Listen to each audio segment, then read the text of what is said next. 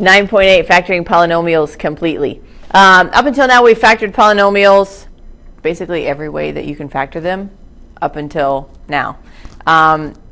Usually when we start, it has how many terms? 3. So they're trinomials. So this time it's just going to be, what if there's more than 3? So you can factor something with more than 3. So before we get to that part. Oh yeah, old men playing bocce. Gotta talk about the picture, right? I know, it's funny. Giggle, giggle.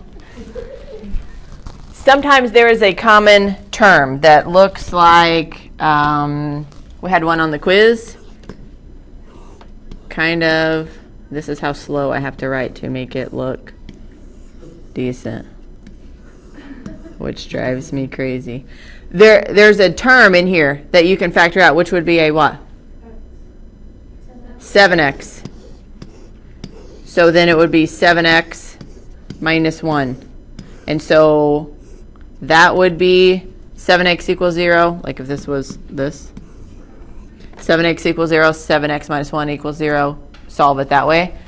Sometimes those common factors are not a monomial, but instead they are a binomial. So if you look at this, you should be able to see that, okay, these two right here are the common factors. So if you factor that out,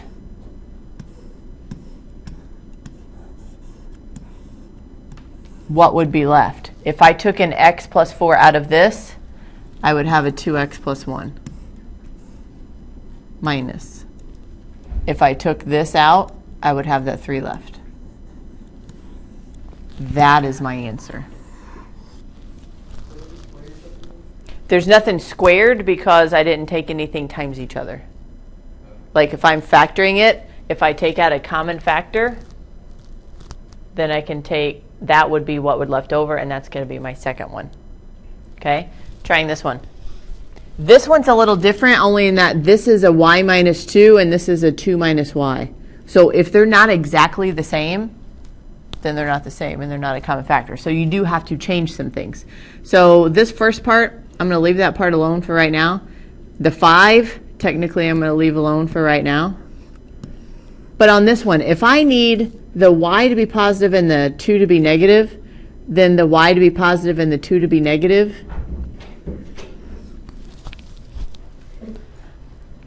I need to divide by a -1 or factor out a -1 out of it. So I need to take this to be a -1.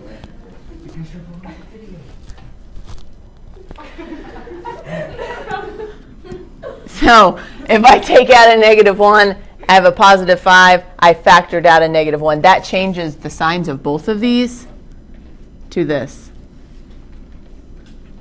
So whenever I do this, this is how this became a -5 right here.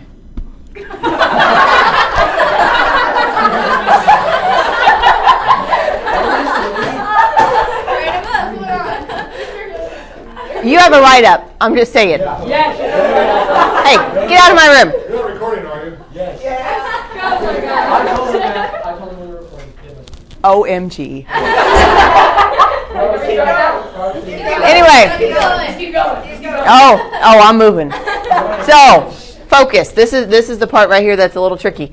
If I take out this -1, and that has really, okay, so I have taken this 2 minus y. Really, Mr. Talbert? And I factor out a -1. Basically, I divide this by -1. That's how that becomes a -2. I take this out, and that becomes a plus y. Do you see how that changed? Yes. Because I want it to be in this format. I want the y to be positive, 2 to be negative, so I have to take a negative out.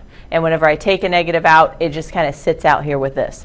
That's where these two right here, that's where that comes from. And that's why that's a y minus 2. Once after you take and get a y minus 2 and a y minus 2, that's right here. You've got a 3y squared minus 5, and that's where that one comes from. Yes, no. Caleb? So it does not matter what number you multiply by to get the other number? It doesn't, so the -1 doesn't matter what you multiply by, right? Well, I have to multiply it by the number that's out here. And there's a 5 there. Where do you get the -1? because I needed these signs to change. So what would I divide a number by to get it to flip signs? A -1. That's why I had to factor a -1 out. Okay? So moving on, because I know that time is going to be an issue, especially after we were so rudely interrupted by some big Sasquatch ninja. Please tell him I said that. Okay, so if I have this, you do not see a common factor, right? But you can get a common factor if you group things together. If you just look at that, you say, okay, none of them have a number in common, and none of them, like that one, this one doesn't even have an x. But you can group them so that way. What if I just grouped these two together and said, okay, out of x cubed plus 3x squared, what could I take out of there? I could take an x squared, which would leave me with what? X plus 3. Okay. Now, what if I grouped these two together? What could I take out of there? 5. If I took a 5, I would be left with a... X plus 3. See how that works?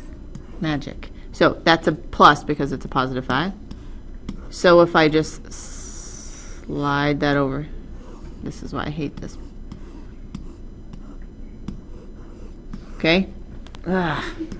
Now you can see this and this are common factors. So again, if I take that out,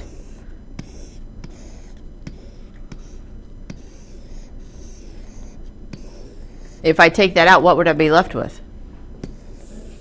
X squared plus 5. That's how you solve these. Sometimes you have to make your own common factor, which means if you can group things and take one from here and one from here and then find out what's left over, you can do that too. Now, I've also had questions about do you have to take these two? Or what if I took something else? Like, let's say now, what if I wanted to pair these? If I pair those, and what would I take out of an x cubed and a 5x? Okay, if I took an x out of there, I would be left with an x squared plus 5. Right? Yeah. Now, then that would leave me with these two. Yeah? So what could I take out of a 3x squared and a 15? 3. So if I take, let's forget that there. If I just take a 3 out of there, what would I be left with? X squared plus 5. So it doesn't really matter how you pair them together. Do you see that you would still have an x squared plus 5? And then what's the other part of it? X plus 3. And wasn't that the same as we had right here? X plus 3 and x squared plus 5. This is just x squared plus 5 and then an x plus 3. So it doesn't matter as long as you can pair things together that have a common factor. Like I couldn't pair these two. I couldn't pair an x cubed and a 15 because there's nothing I could take out of there. They at least have to give me something. So you couldn't have like all 3 of the ones with x's and do that and then just leave 15 by itself Yeah, because you wouldn't have anything to take out with that. All right. Questions on that? Yes, ma'am. Yes, sir. Sorry. So how did you get the x squared plus 5? Well, on which one? This one? Yes. Because whenever I took out an x plus 3, I had an x squared plus 5 left over. Like those were the common things that I factored out of this. And so then once after that left me with a common binomial that I could take out, and then what would be left? If I took that out of this, what would be left? X squared. And if I took x plus 3 binomial out of this, what would be left? 5. So if I put those two together, that's my other binomial. Yeah. One of them's going to be the common binomial, and the other one's going to be what's left over. Okay? Other questions on that? Thank you, timekeeper.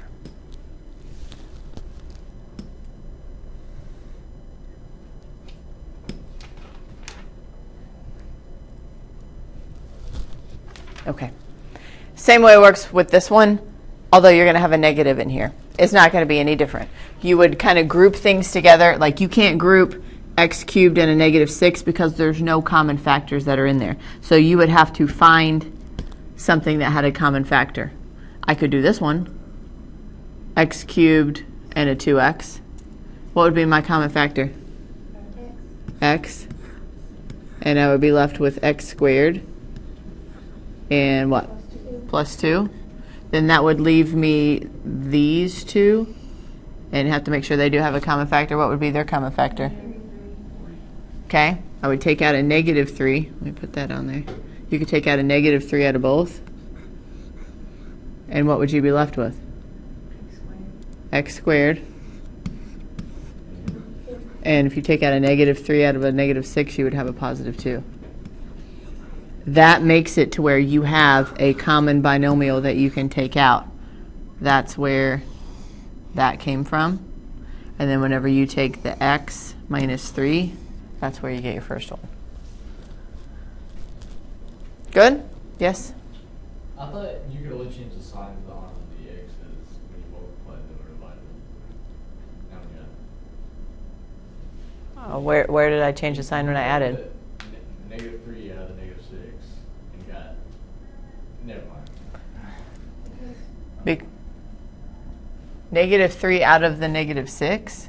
He's confused on whenever you do the negative 3 and the negative 6, how the 2 is positive. Because a negative divided by a negative? You divide. I did. Yeah, when you factor something out, that's what you do. Okay, anyone need to see any of these examples at the bottom? We got like 3 minutes. We're good. Anybody? We're good. Okay. I think, is that it? Yeah. Yeah. Okay. Basically. Oh, wait. Oh. Yeah. Okay, but those are the same. These are just solving Those for are the same. 0. So it's the same thing. Yep, solving for 0. Example 4 is the same as these. You may have to factor out a common factor. So let's just look at like B on page 608 real quick.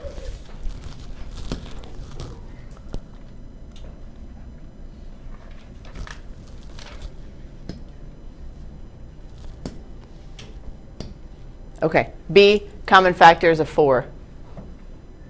And I could also take an x out of all these. So if I'm left with that, then in here I've got an x. No, yeah, x squared minus 11x plus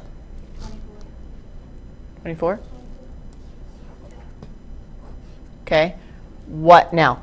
These multiply together to get a positive, add together to get a negative, which means both of these have to be negative. This part out here, just like before, if you have an extra part out here, it stays out here. And now I have two binomials. X, what? Minus and a minus, minus what? 3 and 8.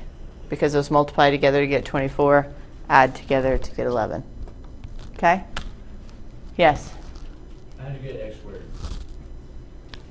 How did I get x squared? Because it used to be an x cubed and I factored an x out of it. This is like saying if I had a 4x cubed and I divide it by 4x, well, the 4's would be gone. One of these would be gone, which means this would be a 2. That's where the x squared comes from. So that's the answer at the bottom. You got that? Yeah. 4x? Sure do. Other questions on that? None? Nope. Okay. There you are. If you want play out music, have at it. Tell me when it's time. You gotta be louder than that or they can't hear you. Somebody have a dying cat in here.